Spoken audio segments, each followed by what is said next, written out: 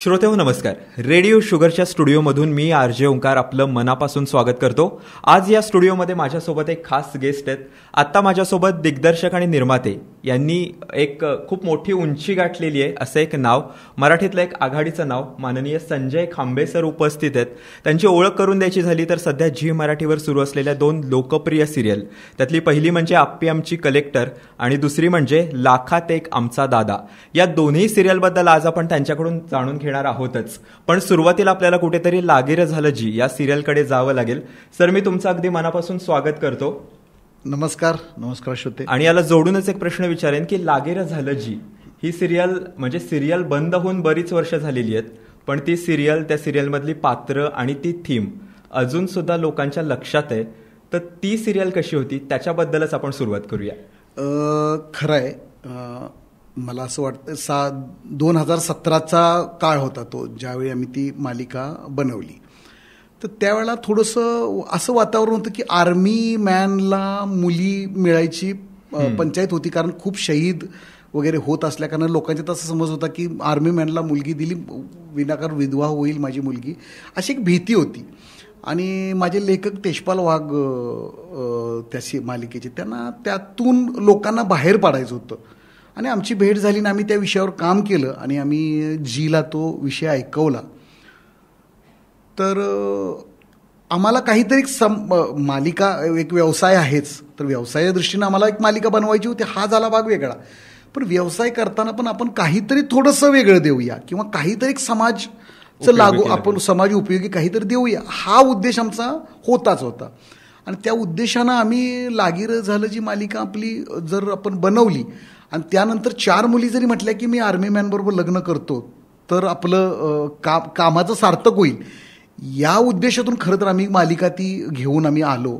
आणि त्याचा बेस गाव होता आणि बऱ्याच गोष्टी आम्हाला साताऱ्यात उपलब्ध होणार होत्या, सैनिक स्कूलच्या रूपाने असतील, कारण तो ट्रेनिंग सेंटर वगैरे आम्हाला दाखवायचं होतं, भरतीच्या गोष्टी. आणि साताऱ्यामध्ये तुम्हाला माहिती आहे खूप अकॅडमी आहेत बरोबर आर्मीच्या रिलेटेड, तर त्या सगळ्याची आम्हाला मदत होणार होती. या दृष्टीनं आम्ही साताऱ्यात ती मालिका घेऊन आलो. पण ज्यावेळेला ती मालिका घेऊन आलो त्यावेळेला नव्हतं वाटलं की ही मालिका यशाची एवढी उंची गाठेल किंवा शिखरं गाठेल, की आजही मला म्हणजे माझ्या त्यानंतर जवळजवळ 7-8 मालिका झाल्या ॲज ए निर्माता म्हणून, पण आजही मला पहिली ओळख माझी लागीरचा निर्माता दिग्दर्शक म्हणून सांगावी लागते.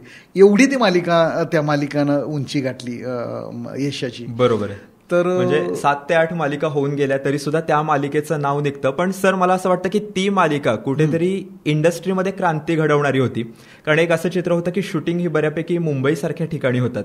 पण मला वाटतं की लागीरापासून ती सुरुवात कुठेतरी झाली की शूटिंगला तुम्ही मुंबईच्या बाहेर काढलं आणि इतर गावांमध्ये सुद्धा आपल्याला चित्रीकरण बघायला मिळाली. खरं. तर याच्या मागचा काय विचार होता? काय होतं, माझ्या ज्या पार्टनर आहेत, मी आणि श्वेता शिंदे, आम्ही दोघे पार्टनर, ज्या अभिनेत्री पण आहेत आणि निर्मात्या पण आहेत माझ्याबरोबर, तर आम्ही दोघांनी वज्र प्रोडक्शनची स्थापना केली. आम्ही दोघं लक्ष मालिका करत होतो. मी दिग्दर्शक होतो आणि श्वेता शिंदे कलाकार म्हणून काम करत होते. त्यावेळी आम्ही दोघांनी ठरवलं की आपली एक कंपनी उभी करूया. पण श्वेता शिंदेच्या डोक्यात होतं की आपण सातारला करूया, कारण काय मुंबईमध्ये, साताऱ्यात खूप कलाकार लोक आहेत किंवा आपल्या भागातले, कोल्हापूर सांगली भागातले खूप कलाकार आहेत ज्यांना मुंबईमध्ये जाऊन स्ट्रगल करणं शक्य होत नाही. तर अशा लोकांना वाव मिळाला पाहिजे या उद्देशातून श्वेता शिंदेचं असं मत होतं की आपण साताऱ्याकडे आपली मालिका सुरू करूया.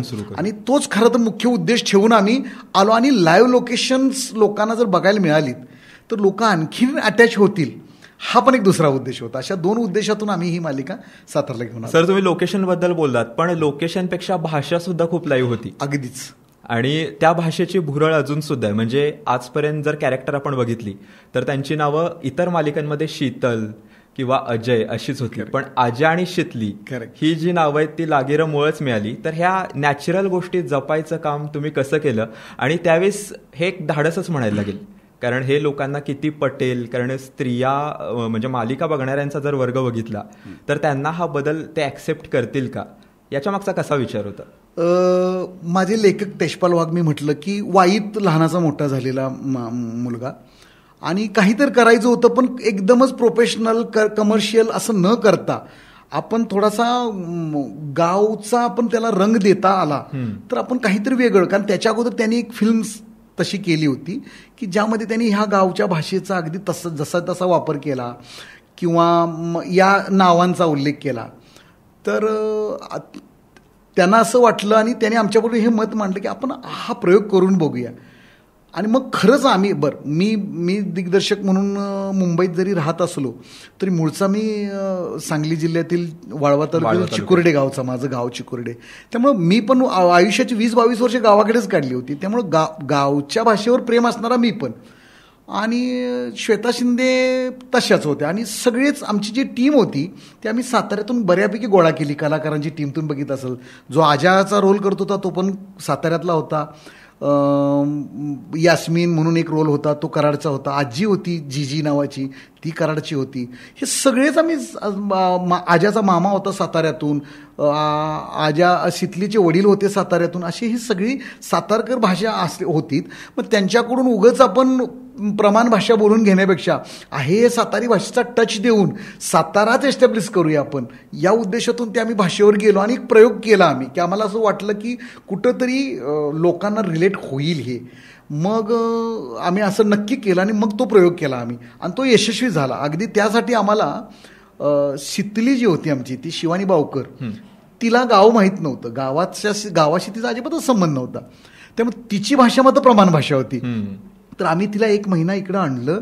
आम्ही तिला खेडेगावातून काही शेतातून नेऊन दिवसभर राबवलं, जेणेकरून ती भाषा शिकवायची. आणि आमच्यातले काही असे आमच्याकडे काही टेक्निशियन्स होते की मकरंद गोसावी असेल, संदीप जंगम असतील, त्यांनी तिला त्या सातारी भाषेचं ज्ञान दिलं. आणि आम्ही अशी काळजी घेतली की तीच भाषा अगदी सातारी वाटेल, गावंढळ नव्हे, सातारी वाटेल, याची काळजी घेतली.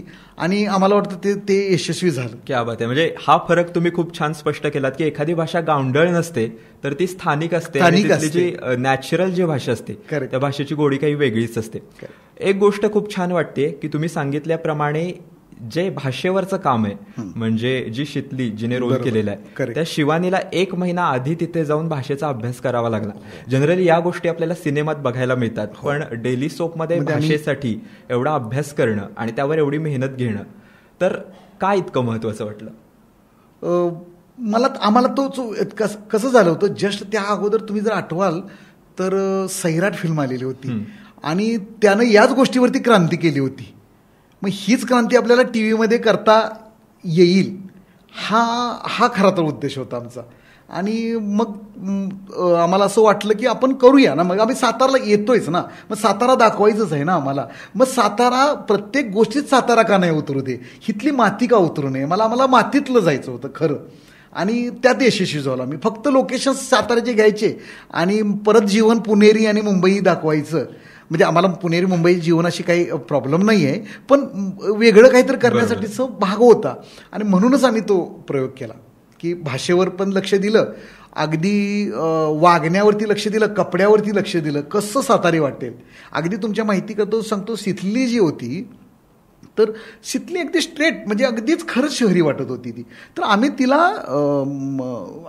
श्वेता शिंदे अभिनयात मास्टर आहेत ॲक्च्युली, म्हणजे अभिनेत्री असल्या कारणाने, तर शितलीनं कसं उभा राहिल्यानंतर ती गावची वाटेल एवढ्यापर्यंत आम्ही त्याचा स्टडी केला. खरंच सांगायचं म्हणजे, तुम्ही सिरियलला एवढे स्टडीज होत नाहीत कारण तेवढा वेळ नसतो, पण आम्हाला लकीली लागिरेला हे नशिबाने आम्हाला हे करायला मिळालं, की लक्ष द्यायला मिळालं अशा पद्धतीनं की काय प्रयोग करता येते ना. आम्हाला तेवढा वेळ दिला गेला चॅनलकडून. निलेश मयेकर सर त्यावेळेला बिझनेस हेड होते आणि त्यांनी आम्हाला हा वाव दिला करायला, संधी दिली म्हणूया थोडक्यात.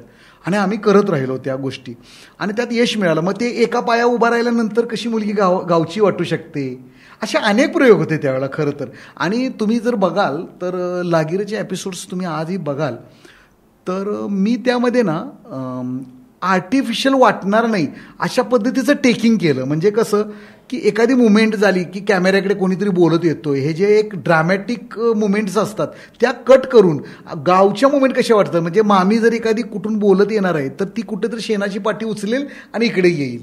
म्हणजे मुवमेंट्समध्ये सुद्धा एक लाईव्हनेस होता आमच्या, आणि मला वाटतं ते लोकांना भावलं. म्हणजे तुम्ही हे सगळे बारकावे टिपलेत, ते प्रयोग करत गेलात आणि ते प्रयोग यशस्वी झाले. करेक्ट. सर, आपण थोडे वर्ष आणखीन मागे जाऊया की इंडस्ट्रीमध्ये काम करायचं, दिग्दर्शक व्हायचं, निर्माता व्हायचं, असं कधी ठरवलेलं आणि त्या कामाला कधी सुरुवात केली? खरंच म्हणजे मी लहान असताना माझे वडील, तसं मी शेतकऱ्याचा मुलगा, म्हणजे माझे वडील शेती करायचे, पण शेती म्हणजे जमीनदार असल्या कारणाने राजकारणाचा पण भाग होता. माझ्या गावचे सरपंच होते वडील माझे. म्हणजे जेव्हा संविधानानं जेव्हा पहिल्यांदा निवडणूक झाली त्यानंतरचे माझ्या गावचे पहिले सरपंच माझे वडील होते, रघुनाथ खांबे माझ्या वडिलांचं नाव. तर ते राजकारणातून होते, बाजार समितीला सदस्य होते, आपल्या कृषी बाजार समिती वाळवा बाजार समितीला सदस्य पण होते. मग त्या दरम्यान विलासराव शिंदेसाहेब आष्ट्याचे आमदार विलासराव शिंदेसाहेब, त्यांच्यापाशी माझ्या वडिलांचे खूप मैत्रीचे संबंध होते.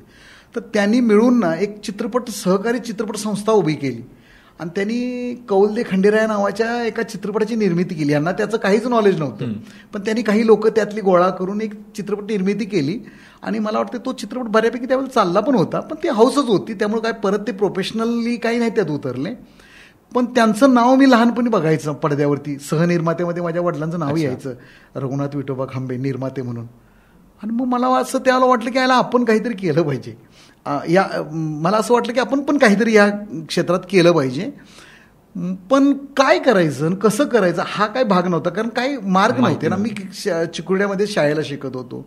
त्यानंतर मी 11वी माझी इकडं कर्मवीर भाऊराव पाटील केपी कॉलेजला इस्लामपूरला झाली. त्यानंतर 12वी मी वारणानगरला. पण या दरम्यान ना माझं डोकं सारखं तिकडेच होतं, म्हणजे किंवा माझं मन तिकडेच होतं की कुठंतरी आपण त्यात काहीतरी करायचं. मग मी काही पुस्तकांचा अभ्यास करायला सुरुवात केली त्यावरती आधारित. मग शांतारामांचं शांताराम चरित्र वाचलं, अनंत मानेंचं अनंत आठवणीचं वाचली. त्यानंतर दिनकर द पाटलांचं एक चित्रपट तंत्र आणि मंत्र असं एक पुस्तक वाचलं. त्यामध्ये ना मला समजलं की चित्रपट काय असतो, कसा विभागात काम होतं, म्हणजे त्यात कसे विभाग असतात.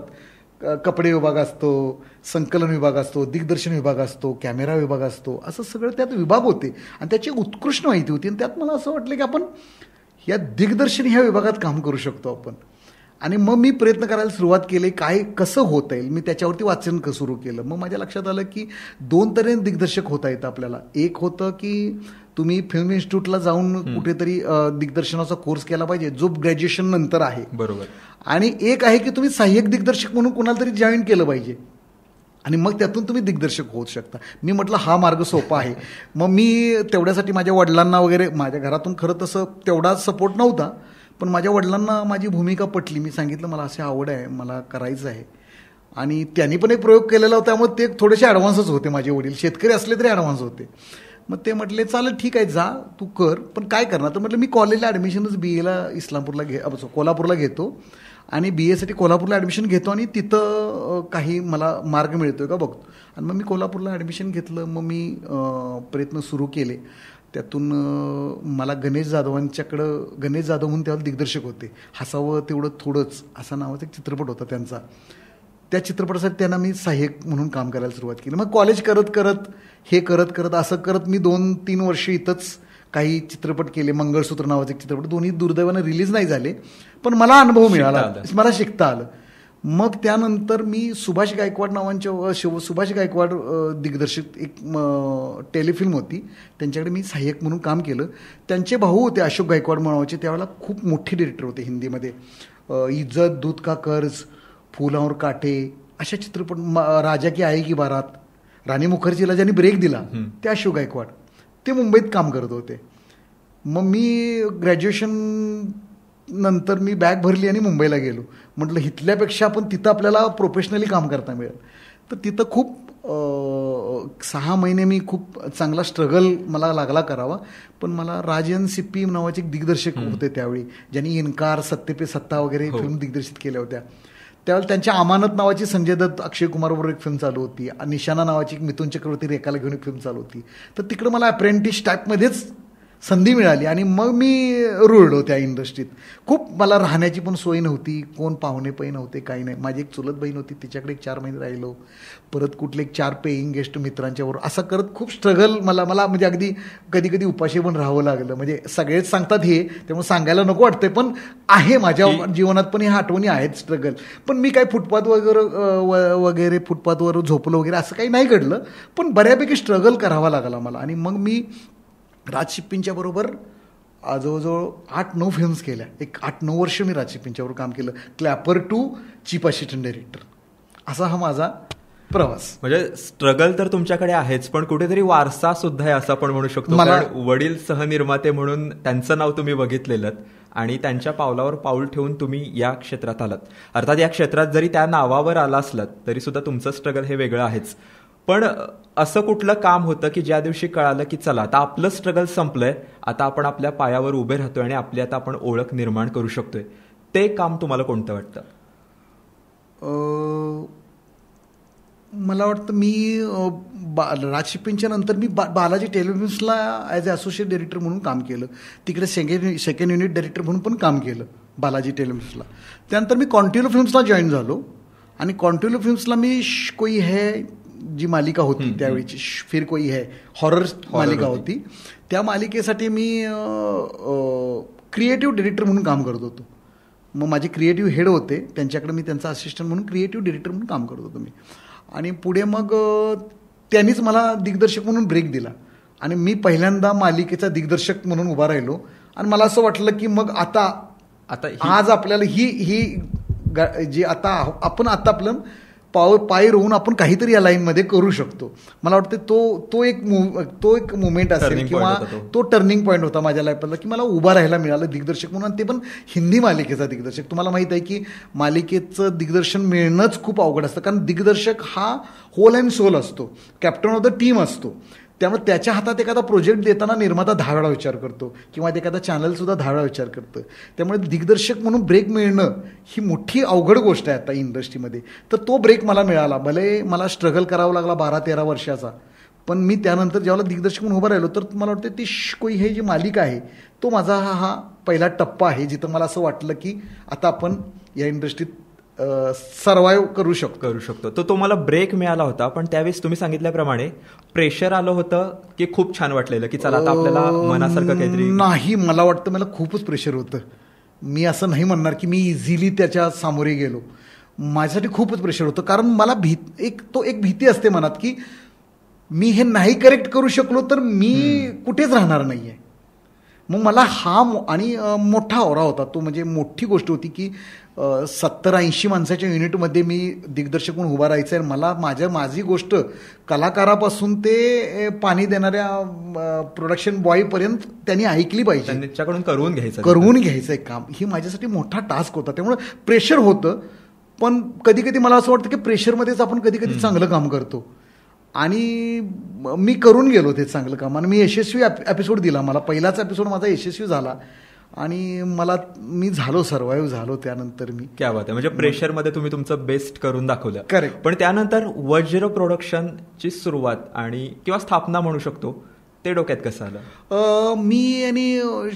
मी लक्ष मालिका दिग्दर्शित करत होतो. आदेश बांदेकरांची ती मालिका होती, सुचित्रा बांदेकर, आदेश बांदेकरांची ॲज ए निर्माता ती मालिका होती.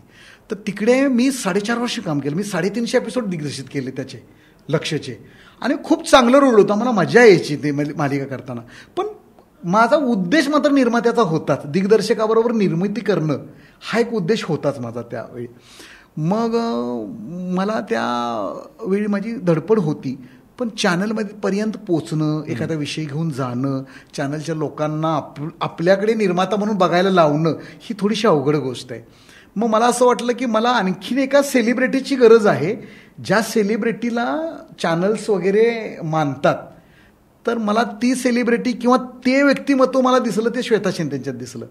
आणि मी त्यांना एक दिवस बोलून दाखवलं की आपण दोघं मिळून एक प्रोडक्शन हाऊस उभं करूया का.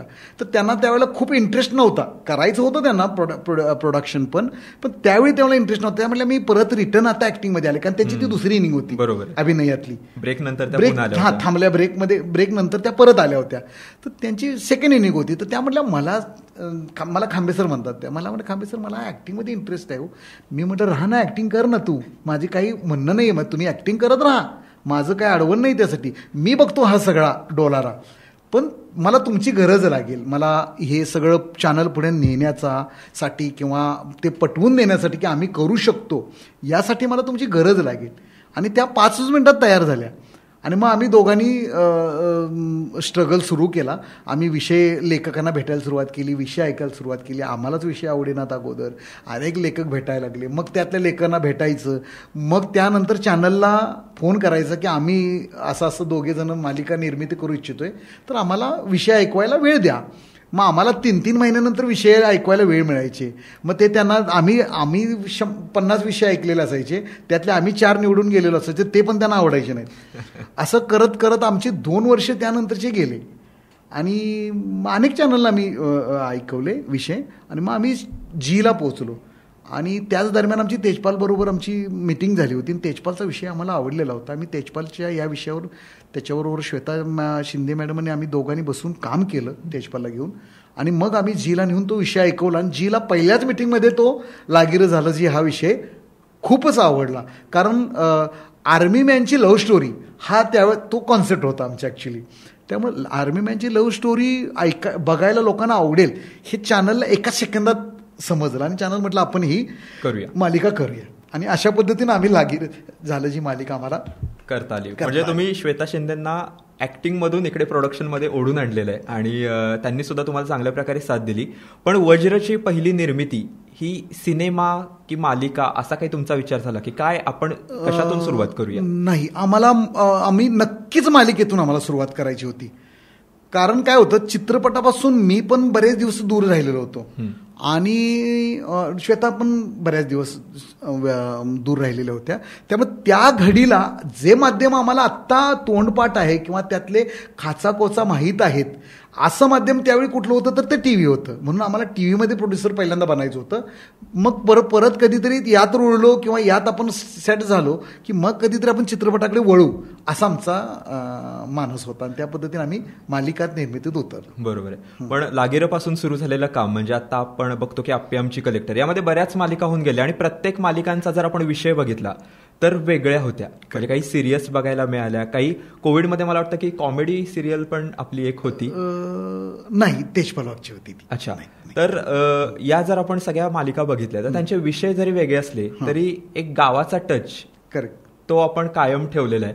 याच्या मागे काय लॉजिक आहे? म्हणजे सुरुवात केली होती ती थीम आपण कंटिन्यू केली आहे की ते लोकांना आवडतंय म्हणून तेच पुढं सुरू ठेवायचं आपल्या मनात? नाही, या गोष्टीला 2-3 गोष्टी जोडता येतील. म्हणजे काय आहे की आम्ही लागीर झालं जी मालिका गावाशी जोडली आणि ती यशस्वी झाली.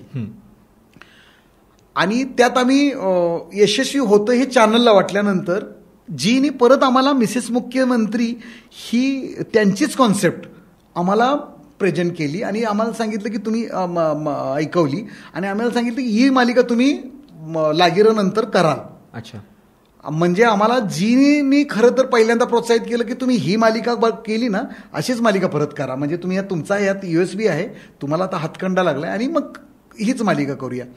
आणि अशा तऱ्हेने आमची मिसेस मुख्यमंत्री झाली. पण त्यावेळी असा उद्देश नव्हता की गावाकडच्याच आणि गावाला रिलेटेडच किंवा अशाच आपण मालिका करणार आहोत असं काही नव्हतं. आम्हाला मुंबईत जाऊन मुंबईतल्या पण मालिका करायच्या होत्या, आम्हाला त्या सासू सुनांच्या मालिका पण करायच्या होत्या. असं नाही पण काय असतं माहिती आहे का, काही वेळी आपली डेस्टिनी असते ती आपल्याला कुठंतरी घेऊन चालत असते. सगळंच आपण ठरवत असतो आणि आपण करत असतो असं म्हटलं तर थोडंसं ते हे होईल थोडंसं. पण सर मालिका बघितल्या तर बऱ्याच मालिका आहेत, म्हणजे आपल्याला एक मोठी लिस्ट काढता येईल. पण या सगळ्या मालिकांमध्ये तुम्हाला चॅलेंजिंग मालिका कुठली वाटते? आमच्यासाठी मला वाटतं देव माणूसच खूपच चॅलेंजिंग होती. कारण काय होतं, कमर्शियली हा विषय कसा मांडायचा हा मोठा प्रश्न होता. आम्ही ॲक्च्युली तो विषय एका सत्य घटनेवर आधारित आहे. मी आता त्या सगळ्याच गोष्टी बोलत नाही. सत्य घटनेवरती आधारित ही मालिका होती. तर धागा तिथला होता, तो कथा नव्हती ती. कथा ही आम्ही फिक्शन तयार केली, आम्ही सगळी कथा तयार केली, पण धागा कुठंतरी तो रिअल कथेचा होता. पण एक कंपाऊंडर डॉक्टरचा भेष घालून लोकांना फसवतो, स्त्रियांना फसवतो, हा विषय खूपच क्लेशदायक होता. आणि तो त्याला कमर्शियली मांडायचं आहे काय, त्याची वेब सिरीज होणं सोपं होतं, पण टीव्ही मालिका होणं सोपं नव्हतं.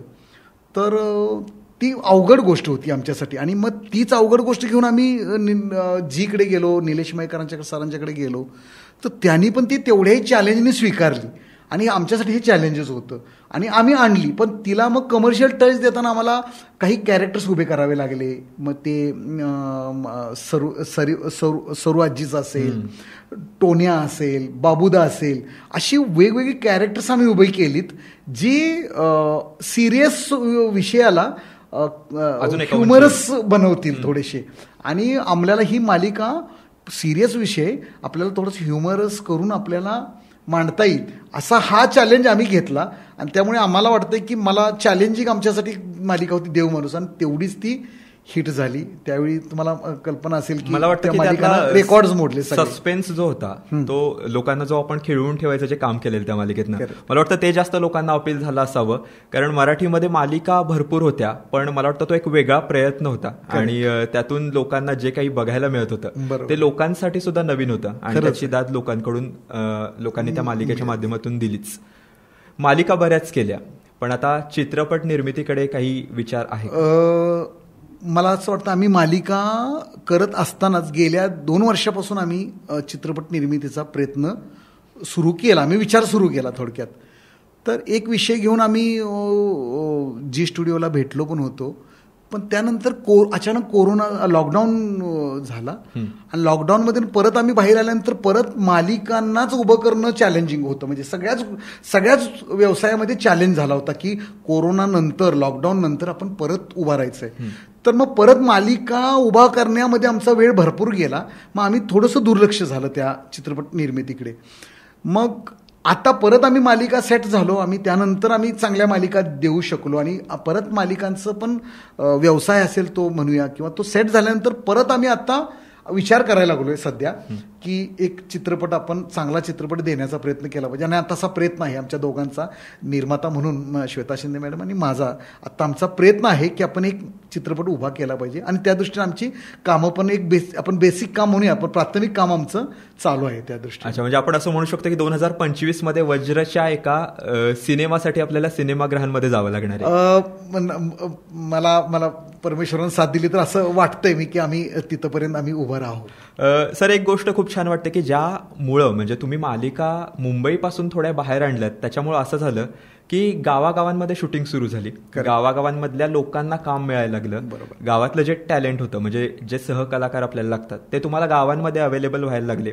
ते तुम्हाला नॅचरल सुद्धा मिळत होते, म्हणजे त्यांच्यावर फार असं भाषेवर वगैरे काम करावं लागणार नव्हतं. जसे हवेत तसे तुम्हाला तिथं मिळत होते. रॉ मटेरियल तुम्हाला मिळत होतं.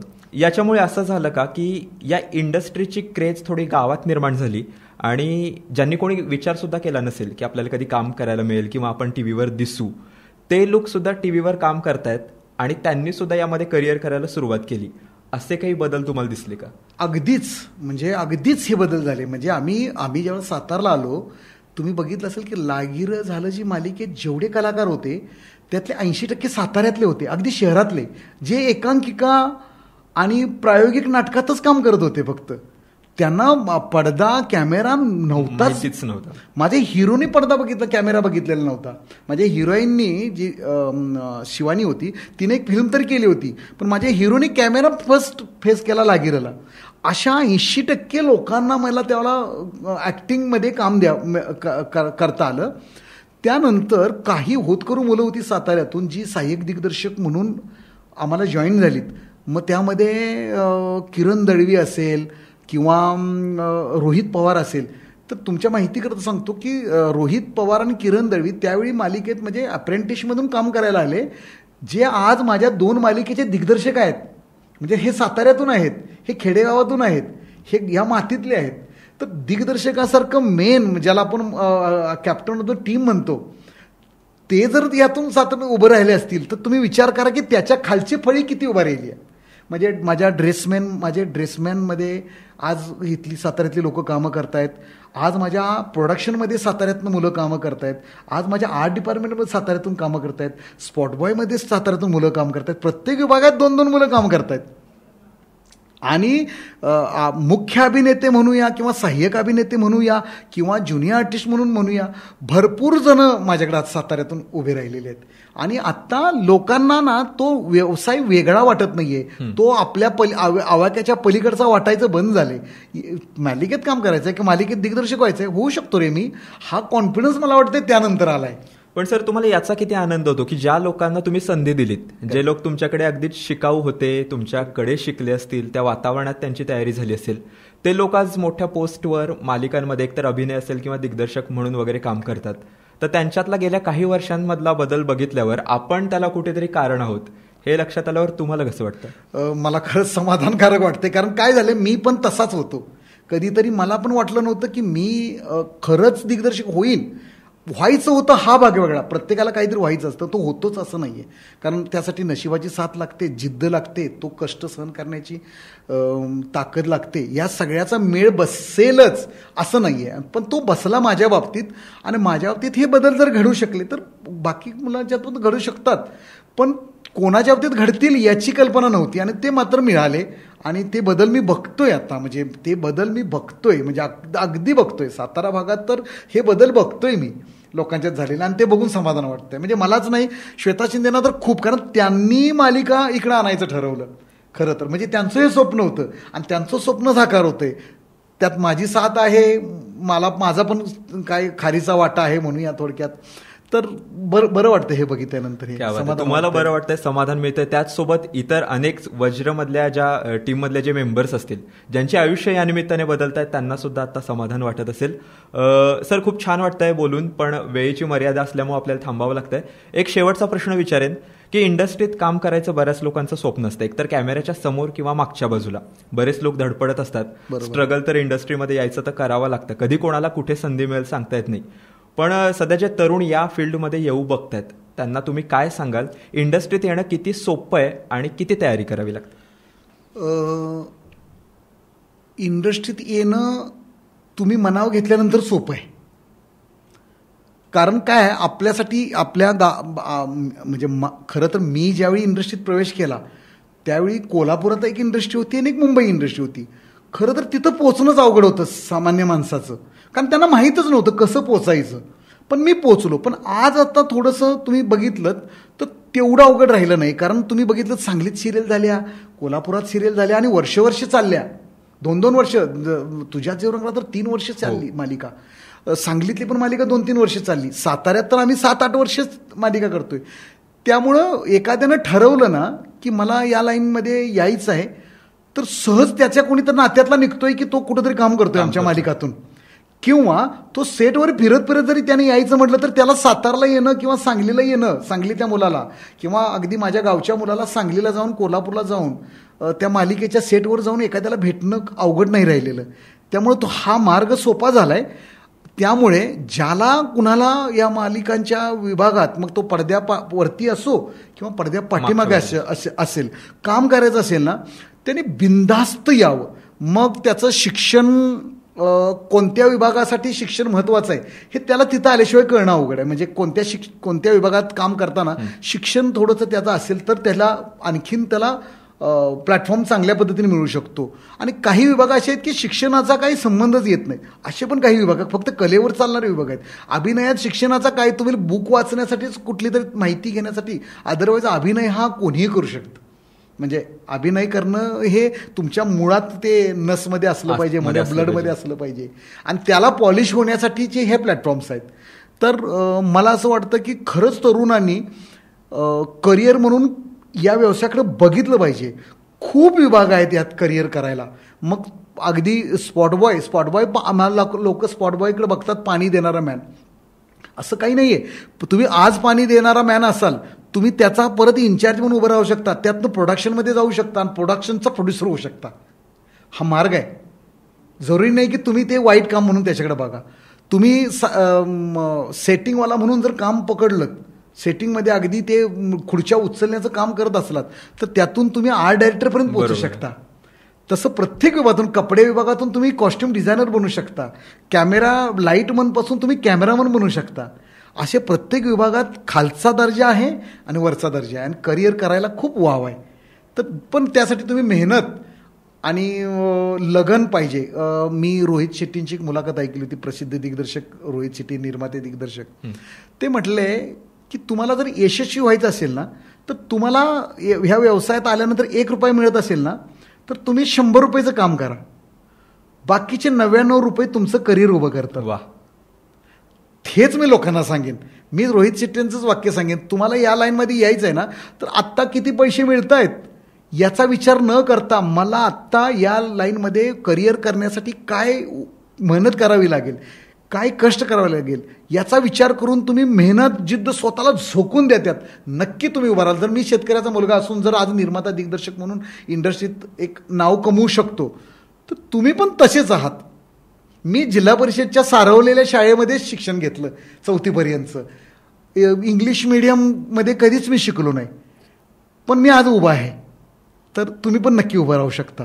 मला असं वाटतं की तरुणांनी नक्की इकडं या व्यवसायात आलं पाहिजे आणि या व्यवसायाबद्दल काही गैरसमज असतील तर ते अक्षरशः खोडून काढा.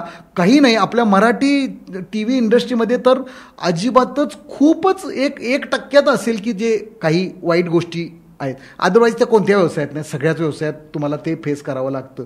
तर इकडं काही नाही आहे. तुम्हाला अगदी मुलींच्यासाठी सुद्धा मी सांगेन, खूप क्लीन वातावरण आहे, खूप क्लीन वातावरण आहे. बिनधास्त यावं. अगदी कोणत्याही घराण्यातल्या, चांगल्या घरातल्या मुलींनी सुद्धा अगदी यावं. कला जर असेल तर त्यांनी बिनधास्त याचा आनंद घ्यावा आणि करिअर पण करावं. क्या बात आहे. म्हणजे चित्रीकरण आपल्या घराच्या बाहेर जवळपास येऊन पोहोचलेली आहेत. फक्त एक पाऊल आपण त्या दिशेने टाकणं महत्वाचं आहे.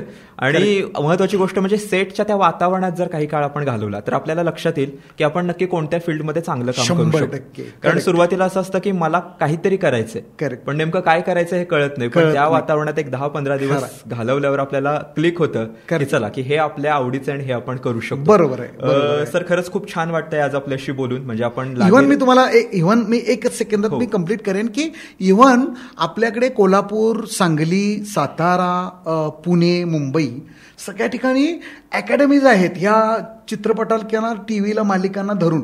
त्यात विभाग आहेत, दिग्दर्शक आहे, कॅमेरा आहे किंवा अनेक. तर तिथं 6-6 महिन्याचे कोर्स आहेत. खूप खूप काही खर्च करावे लागतात असं पण नाही आहे. 6-6 महिन्याचे 1-1 वर्षाचे कोर्स आहेत ज्यातून तुम्हाला इथंपर्यंत येण्याचा मार्ग येतो आणि कॉन्फिडन्स येतो. मग तुम्हाला सहजच येतो पोचता येतं असं पण आहे. तर अशा पद्धतीनं सुद्धा तुम्ही येऊ शकता. म्हणजे अगदीच अप्रेंटिस म्हणून येण्यापेक्षाही हा मार्ग पण आहे. पण तुम्ही दोन्ही मार्गाने येऊ शकता. पण तुम्ही म्हणताय तसं अगदीच तुमच्या जवळ, तुमच्या दरवाजात इंडस्ट्री आहे, तुम्ही नक्कीच येऊ शकता. तुमचं वेलकम आहे. बरोबर. म्हणजे इंडस्ट्रीत काम करणं सध्या सोपं झालंय. फक्त कुठल्या मार्गाने करायचं, म्हणजे अनुभव घेऊन काम करायचं की शिकून काम करायचं हे ज्याच्या त्याच्या मनावर आहे. फक्त थोडी मेहनत घ्यावी लागेल आणि ती जर मेहनत घ्यायची तयारी असेल तर बरेच तरुण आज इंडस्ट्रीमध्ये काम करतायत. ते नाव ते अजून सुद्धा मोठं करू शकतील. सर, आज तुम्ही रेडिओ शुगरमध्ये आलात. वज्र प्रोडक्शन, सिरियल आणि सिनेमाबद्दल आपण बऱ्याच गप्पा मारल्या. मी तुमच्या आगामी सिनेमासाठी खूप शुभेच्छा देतो आणि तुम्ही वेळ दिलात त्याबद्दल मनापासून आभार. धन्यवाद. तुमचेही खूप खूप आभार. रेडिओ शुगरनी मला हे इथं बोलवलं, यायची संधी दिली आणि मला 2 शब्द माझे मनोगत व्यक्त करता आलं त्याबद्दल मी तुमचा आभारी आहे. Thank you sir.